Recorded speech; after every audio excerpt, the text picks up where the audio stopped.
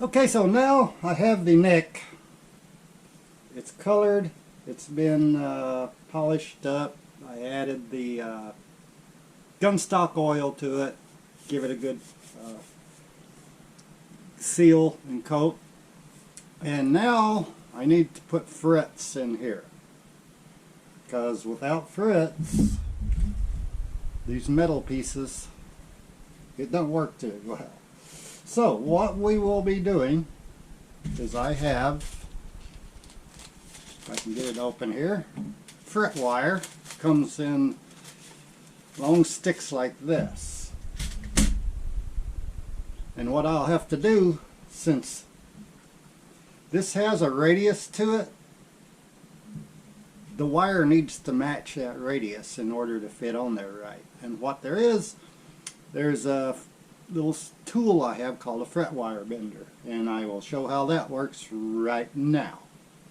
So this is a fret wire bender, and on the back here it's got a crank that cranks it.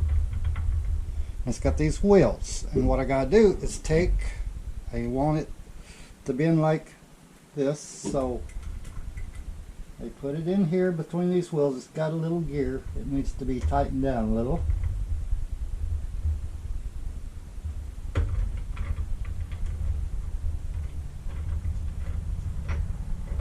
Oops, I gotta tighten that down some. There, that'll do it for the moment. And I'll do it a couple of times to get it to where I need it to be. So, and if you can tell, it has a little bit of a bend to it now, but I want a little bit more. So I'll adjust the little wheel down, lock it, and give it another little bend. I'll probably do that about 2 or 3 times.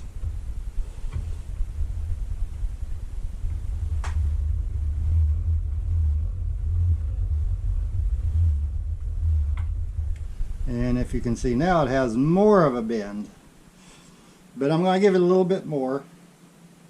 It's supposed to be a 12-inch radius. So what they mean by 12-inch radius on the fretboard, if it was a circle, it would be 12 inches.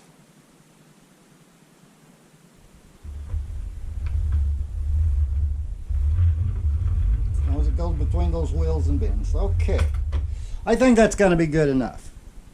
So now what I got to do is I got to look and measure each piece to cut it. What I'll do now is, it looks like it's going to be okay for the radius there. And I'm going to just mark it and cut it. Find me something to mark with here. I want to make sure I have maybe just a little sticking over on each end, because I'll file that off. Pencil does not work real well on that. Let's get a marker. And I'll cut her right at that mark. That'll give me enough. It's a pain in the butt to have to go through and trim it all down, but it's better that way. Right on that black mark right there, so I'm just going to cut it right there.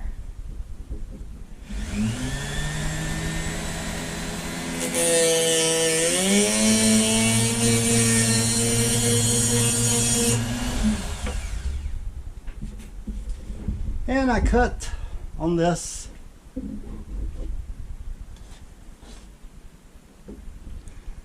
a little bit of a tab out of this bottom part. This goes down in, but I'm going to give a little cut out of that.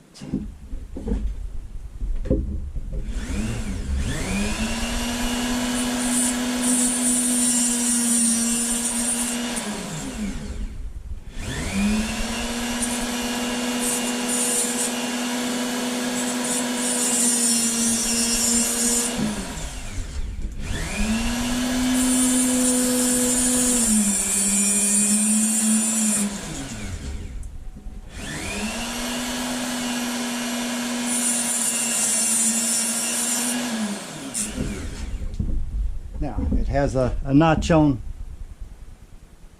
either side, if you can see it. I gotta get this where I can see what's going on here. Should be in front of the camera there. Okay. Might be a little bit dark, but there's a little notch on each side. Now what I need to do is, before I install that on there, and it does lap out a little bit on either edge, I'll try to get it centered. I gotta get some glue in there. So I take my glue, and I have to get a glue that will seep down in there with a small tip. Hopefully this glue's still good. And just kind of put some down in that cutout. Just go right across and let it soak down in there a little bit.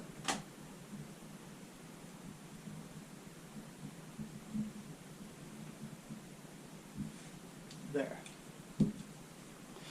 You can put these in without the glue, but usually if you do, they come loose, causes problems, makes the sound of the guitar rattle and stuff, and you don't want that. You don't want these popping out on you because they have to stay a certain height from the string.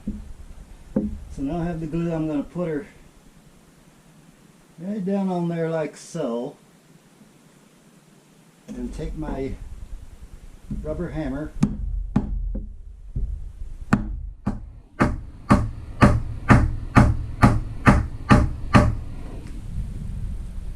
and double check and make sure it's seated down all the way across. Now I got some glue there I need to clean off, and there we go. That's what we got to do all the way down. So I'm not going to film the rest of it. I'm going to get these in and then go to the next step.